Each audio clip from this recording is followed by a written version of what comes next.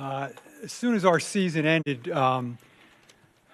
Steve Tisch, Dave Gettleman, Kevin Abrams, and myself started this process of finding and identifying our new head coach. We were looking for someone with intelligence, leadership skills, a presence, a professional demeanor, and the right philosophy on how to build a team. It did not matter to any of us whether it was an offensive or a defensive coach. We did a considerable amount of research, which included speaking with executives and coaches, past and present, around the NFL and players as well. We were able to identify some great candidates, but it struck me that the name that constantly came up with just about everybody that we talked to was Pat Shurmur. We had some very impressive interviews with 6 different coaches. We had much discussion back and forth about each of these individuals. We did some more research, and we ultimately decided that Pat was the right man for this job. Pat has had considerable success as an offensive coordinator. He's had prior experience as a head coach. He's worked under some great coaches. He has an impressive record in developing young players, particularly quarterbacks. And he's got an excellent track record as a play caller. And he's very well respected by the players that he's coached in the past. It also became apparent to us very early on that Pat and Dave share a similar philosophy in how to build a team, and that was no small factor in this decision. So in sum, he checked all of the boxes for us. For all of these reasons, we believe that he is the right coach at the right time for this franchise. So now, on behalf of the Tisch and Mara families, it is my pleasure and honor to introduce the new head coach of the New York Giants, Pat Shurmur.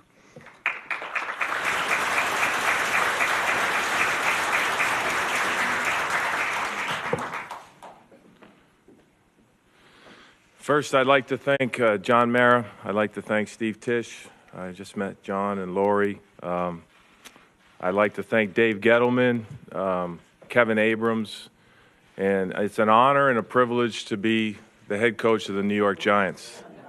All right. And we're off, huh?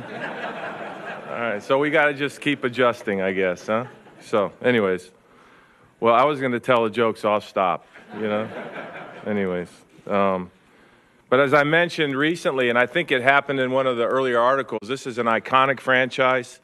I understand most of the history. I walked by 4 Super Bowl trophies.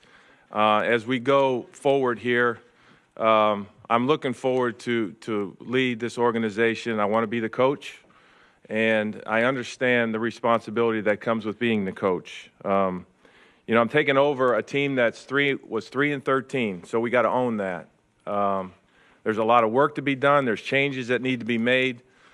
But running parallel with this press conference, I'm hiring a staff of guys that will help us get to where we need to be. And I think that's the important piece. I'd like to thank some other people. My wife, Jennifer, is here. We've been married for 27 and a half years. She's the strength of our family. She's actually an East Coast girl. She grew up in Poughkeepsie. Her father was a Giants fan growing up in Waterbury. Her mom is from New York. So this is somewhat of a homecoming. And she really is the strength of our family. We have 4 children. Our daughters are here today, and they cry a lot. Anyway, so I'm crying because I got 3 weddings on the horizon at some point. So, and it won't be in a KFC hall, So anyways, our 3 daughters are here today. We have 4 children, Allison and Erica, who live in Philadelphia. So they're going to fight our battles on away turf. They live in Philly, and very proud of them. Our daughter Claire is here as well. She's a freshman, be a sophomore next year. And then our son Kyle is back in Nashville. He plays quarterback at Vanderbilt. They're terrific kids. They've made great choices. They've spent their senior years in different towns. Get plenty of free advice. Dad, if the quarterback played better, we'd have won.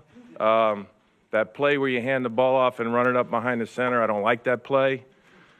A lot of free advice, but much, much more unconditional love. I'd like to thank my mom back in Michigan.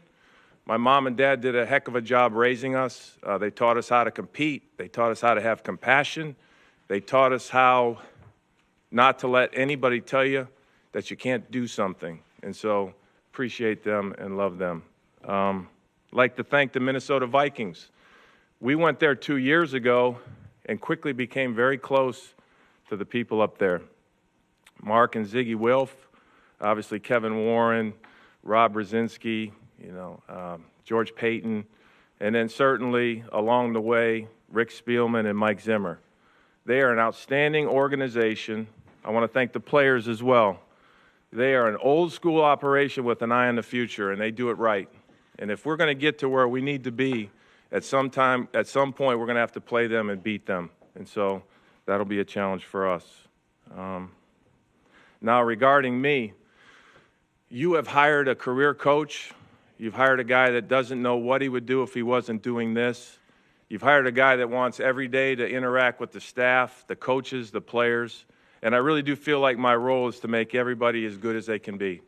And I think if we do that on a day-to-day basis, we'll get to where we want to be. And that's reestablish the winning tradition and put ourselves in a position to win championships. And I understand that's a journey. You're going to try to all figure out who I am. Some would say I'm a little serious. All right, I get that. But I do think this is a serious business. It's played and coached by adults. We just happen to do it with a young person's enthusiasm. And I think that's important. Some will tell you I have a healthy sense of humor. Those are the people that know me. I'm okay laughing at myself, and I own all that. Most people will tell you that I'm competitive and gritty, and that's the overachiever's mindset in me. I feel like we don't know it all, and I look forward to learning something new every day. Those of you that do know me, though, I have zero tolerance for people that don't compete. I have zero tolerance for people that don't give effort, and I have zero tolerance for people that show a lack of respect. And I think that's something that you'll know about me as we get to know each other better. But the people and the players that know me know that I'm willing to give them a hug at the end of a hard day. So that's a little bit about me. I can't wait to get going. As you know, we're in the process of hiring a staff. Some of those names are public, so I have no problem commenting on that. As we put the staff together, we'll try to get you that information in a timely way. And I learned in my last shot at being a head coach, information travels off your thumbs very quickly. And, we as coaches needed to learn. In the old handbook, it was say nothing and be very guarded. I don't feel like that's necessary anymore. So I'll try to answer your questions. Unfortunately, the answer to a question might be it's between me and the player. And then you can find out what the player thinks. You know what I mean? So I get that, but I'll try to be open. We'll try to answer your questions in really any situation, except for those things that involve Giants business that make no sense to be public. So that being said, certainly thrilled to be here, and I'm certainly thrilled to lead our organization back to the path of winning. So with that, I'll take your questions. Matt, what makes you feel what did you learn in your first stop there that you feel you're better equipped to be in this spot the second time around? Good question. I mentioned this once before, too. Everything Cleveland, I wish I knew then what I know now. And I think, when you're doing anything for the first time, there's things that happen that you adjust to that if you've done them before, and I'm being a little bit vague here, some of it's really not specific, but once you've done it before, obviously you have the resources, and you've made those decisions, you've made those calls, you've done the things that you say, if I do that again, I'll never do that again, and I think I learned that. Jordan Renan, coach from the FC. That's okay. I know Jordan, that's why he didn't say it. Not you. All right, thanks, Pat. Paul Schwartz with the New York Post. Sure. What did you think your relationship with Eli Manning will be? And in the interview process, how strong were you in saying, I want this 37-year-old quarterback to be back here? Well, first off, I think the relationship's going to be very strong. I've watched him, competed against him, admired how he's played over the years. Got to spend some time with him this summer. in the Manning Academy setting. I've already spoken to him on the phone, and he's an outstanding football player, and I can't wait to get to work with him. I've admired the way he's handled things. I sort of like a calm approach to the position, and looking forward to getting to work with him. Pat, Bruce Beck, WWC TV, welcome. Thank you. How do you win that locker room? How do you get that locker room playing for you, playing hard? Yeah, with regard to the players, I really do believe it's about the players. We used to have a thing we said in Philadelphia, and then certainly when we went to Minnesota, that it's not the plays, it's the players. I think what's important is we're going to establish the right way to do things. We're going to establish what we want as a New York Giants football team. And what we're going to do is we're going to inspire the players to see it our way. And I think that's an important thing. There's reasons why the Giants slipped to 3-13. And we're going to find out what some of those reasons are behind the scenes, and we're going to try to get them fixed at the beginning. Now, I will say this. When it comes to coaching and playing, you work together. And I think what's important is we establish at the very beginning the way we're going to do things, what we expect, and then keep talking about why it's important so that they believe it as well. Dan Duggan from NJ.com. Are you planning to call the plays? I do plan to call the plays, yes. What's your plan offensive coordinator-wise? That's a little bit behind the scenes right now. I'm not avoiding that. That's a work in progress. But I'm going to hire, with regard to all of our coaches, here's what I was looking for. And some of them are here in the building. You know, there's not 6 or 7 guys becoming head coaches every year, and I don't think you need to sweep the whole place clean. There's some really good coaches here, and I want to first keep them. There's other guys we're looking at outside the building that are #1 career coaches, outstanding teachers, communicators, and so we're looking for those type people that are current. You know, some of them are currently not quite available, but we'll make sure we get a staff full of guys that can inspire our players.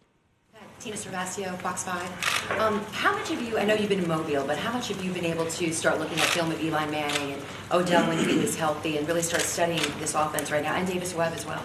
Yeah, I'm very familiar with the offense. I'm very familiar with the players. And again, I look forward to visiting with them. Certainly this time of year we can't talk schematics, but I'm looking forward to once we get through today of really getting a chance to get to know the players. I think what's important is, you know, we're all sort of what we believe and what our experiences tell us. And so I think what's important when you're talking with players that have had success, sit down and start to communicate. Here's the things that they did well. Okay, here's the things that I believe in, and let's do the things that work best for us. And so that's going to be the process as I go through with all the players. Ralph Acciano from SNY TV. When you look at this team from last year, you said they slipped obviously to 3-13. Do you still see a lot of talent there? It's a lot of the same players returning from the 11-5 year the year before. Do you think there were a lack of talent, or was other issues that caused it? Well, I think we'll get into whether there were other issues. There are a lot of very talented players on this team. I think every team has that.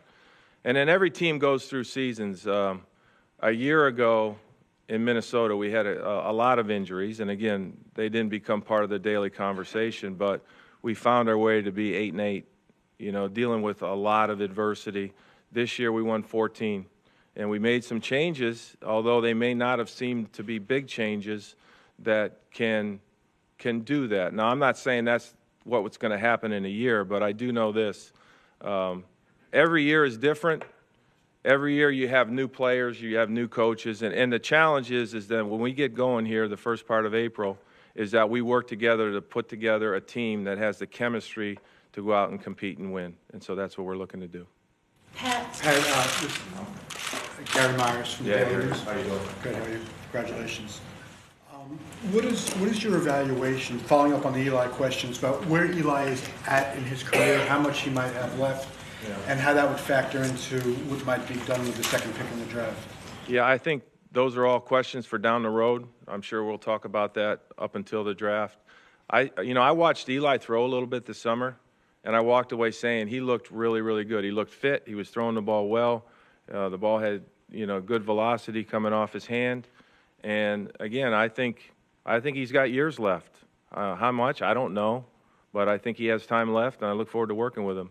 With regard to who we're going to draft, I'm not ducking that question. I think that we've got to travel down that road of evaluation to see what happens there. But I think what's important is we have a guy here that's helped this organization win Super Bowls. He's an outstanding player, and I'm really looking forward to working with him.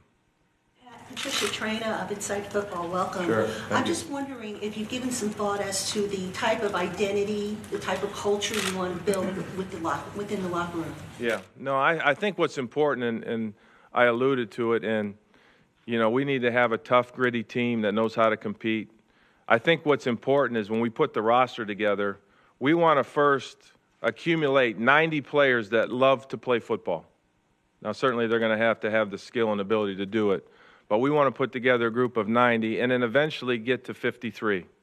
I think sometimes the good answer for a young player is, I really don't know what I'd do if I didn't have this game, And I think it's the absolute greatest game in the world. And so we need to find guys that love to play the game. And then we'll decide whether they're good enough. And then we'll take it from there. Pat Tomrock from Newsday. Hi, how are you? I was wondering if you could talk a little bit about your defensive coordinator, James Betcher, and just what you think he's going to bring to the team. Yeah, I've known James for a while, and I think he's a rising star in the profession. They've played outstanding defense in Arizona for a very long time. He's a little bit multiple in his scheme, which I think is good. Everybody I've talked to, he inspires the player. He's got a great presence. And we're really, really fortunate to have him be with us. Very hard to score against. They find a way to put pressure on the quarterback. They do a good job in their coverage schemes, and they've been good at stopping the run. He's had a top 6 defense the last 3 years, and for whatever reason on the teams I've been on, I've crossed over against him. Excuse me. You say he's multiple in his schemes. Do you envision more of a 3-man front here? I think. That's talked about often, 3-man front, 5 on the line, 4-man front. I think all defenses play a version of that throughout the game. Even teams that play 5 on the line, they're in nickels 60% of the time, so it's a 4-man front. So the ability to be multiple, in my opinion, as long as you can still remain fundamental, is something that's hard on an offense, and I've faced that through the years. Kim Jones from NFL Network. What would you say to a Giants fan base that isn't disappointed with the past season, it's furious, and expects a quick turnaround? I get furious. I get quick turnaround. I do know that what's important is we get better every day. With regard to players, if each player swap, so to speak, makes us incrementally better, that's what we're looking to do. You eat an elephant one bite at a time. So we're going to do that. And I think what's important is we just every day work toward getting where we need to be. Then it won't be a 3-pointer at the buzzer. Then we will have established a team that can sustain that over time. Pat, if I could follow up, do you have a philosophy at all in dealing with the locker room where probably a result of the losing was the infighting, the backbiting, the players not getting along and that becoming public here? Yeah, I think, well, first of all, I admire how resourceful people are at getting information. So I don't really believe there's any secrets, okay? So I think what you do is you start initially with the locker room by developing relationships with those guys that love to play football, and you're constantly talking to them about what it means to be a good pro. For a receiver, to be a good pro sometimes is, even though you're frustrated that you didn't get the ball, you got to make sure you keep that in check, So, or for whatever reason, maybe you're a defensive lineman that's not getting as many sacks. They need to understand that the pressure you're putting on the quarterback, even though you didn't sack him, is just as important. So, 2 quick examples of being able to just constantly communicate with the players. We as coaches are educators. We work with the players, and it's important that we inspire them to play their very best. And some of that is going and talking about those types of issues. Pat. Art Stapleton from The Record and NorthJersey.com. Boston. we talk about Odell Beckham Jr. here and the role he has in this offense. I'm just curious, I know you have a previous relationship with Eli. Do you have a previous relationship with Odell? Have you had a chance to talk to him yet? And what do you envision for him here in your offense? Well, he's a tremendous player. I went through the evaluation process at the time I was in Philadelphia, and he was high on our draft board. We loved him as a player, and really pre-draft stuff, we loved everything about him. I've watched him play and compete, and when you throw all the other stuff out and you watch him on the field, he's outstanding. So it makes sense to throw him the football. All right, I'm just going to say that right away. If I didn't acknowledge that, then you definitely got the wrong guy up here. But I think what needs to happen now is I need to get to know him. I need to get to know what makes him tick, and I need to talk to him about what it is that we're looking for a guy that plays for the New York Giants. And I think those are the things that go back to relationship building that need to happen very, very soon. Pat Leonard, New York Daily News. How you doing? Good to see you. He came to Minnesota. on a day it was warm, actually. Yeah. What, like -5? Yeah. No, John Mara mentioned that you and Dave Gettleman have kind of similar philosophy on how to build a team. When you were sitting in that interview, as the Giants are saying, this could be our guy, what made you say, as you're talking specifically to Gettleman about how to go about building a team, what made you say, yeah, this is for me? Well, as soon as he said everything starts with the offensive line. And I think there's a great example of that, what we went through in Minnesota. We didn't change the oil up there, we changed the transmission. We went and got 2 free agent offensive linemen. We drafted a center that played like a veteran, and we transformed the offensive line that helped us do the things that helped us win 14 games. And so I think it's very important. No matter how good your offensive line is and your defensive line, you have to address those issues constantly, because if you can't block them and you can't pressure the quarterback, this game gets really, really, really hard. And so I know that about Dave.